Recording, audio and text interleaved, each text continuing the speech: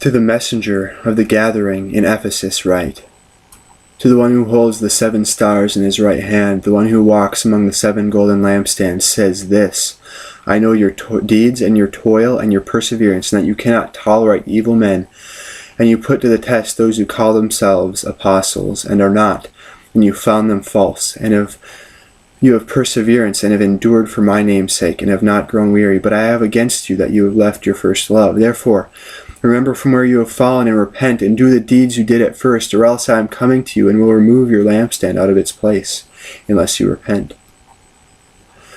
Yet this you do have, that you hate the deeds of the Nicolaitans, which I also hate. He who has an ear, let him hear what the wind says to the gatherings. To him who overcomes, I will grant to eat of the tree of life which is in the paradise of God. To the messenger of the gathering in Smyrna write, the first and the last who died and who has come to life says this, I know your tribulation and your poverty, but you are rich, and the blasphemy by those who say they are Jews and are not, but are the synagogue of Satan. Do not fear what you are about to suffer. Behold, the devil is about to cast some of you into prison, so that you will be tested, and you will have tribulation for 10 days.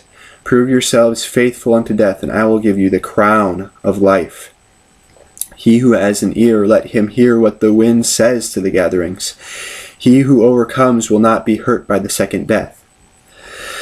And to the messenger of the gathering of Pergamos write, the one who has a sharp 2-edged sword says this, I know where you dwell, where Satan's throne is, and you hold fast my name, and did not deny my faith, even in the days of Antipas, my witness and faithful one, who was killed among you, where Satan dwells.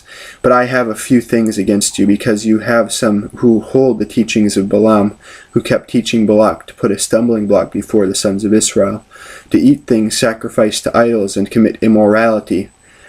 So you also have some in the same way who hold the teachings of the Nicolaitans. Therefore repent, or else I am coming to you quickly, and I will make war against them with the sword of my mouth. He who has an ear, let him hear what the wind says to the gatherings. To him who overcomes, to him I will give the hidden manna, and I will give him a white stone, and a new name written on the stone, which no one knows but he who receives it.